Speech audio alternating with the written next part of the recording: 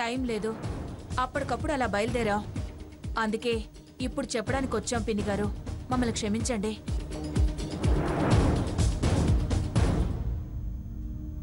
అవును, నిశ్చితార్థం ఎప్పుడు జరిగిందమ్మా? నిన్న ఉదయం గుళ్ళో జరిపించామండి. నిన్న ఉదయం అయితే మీరు చెప్పింది అక్షరాలా కరెక్టే.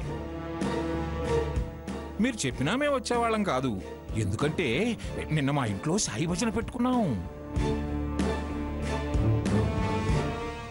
వాళ్ళ భజన మీ భజన ఆపండి. మీరు కావాలని నన్ను పిలవలేదు, అవునా కాదా?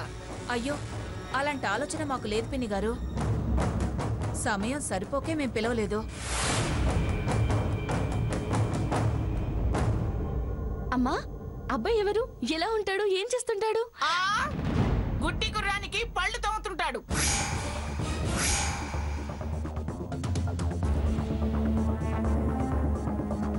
వాడెవడైతే మనకెందుకే, మనకు జరిగిన అవమానం గురించి ఆలోచించక.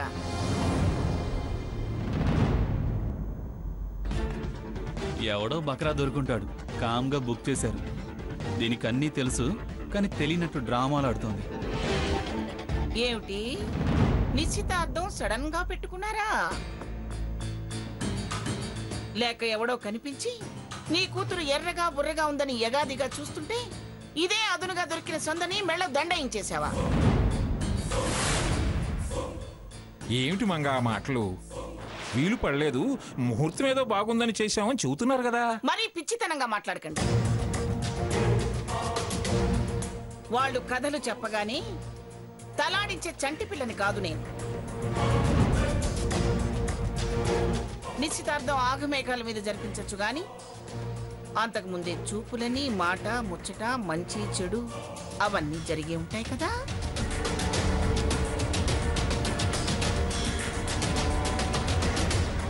అప్పుడన్నా ఇలా ఇలా అని ఒక్క మాటన్నా నాకు చెప్పారా?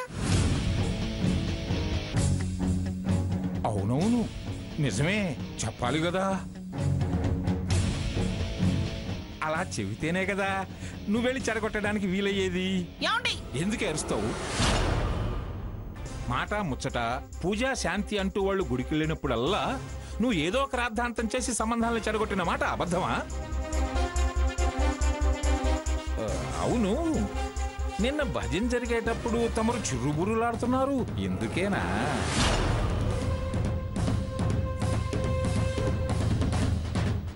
ఎవరో సూచాయిగా విషయం నీ చెవిని వేసుంటారు, అందుకే బయటికెళ్ళాలి అని ఒకటే రాద్ధాంతం చేశావు.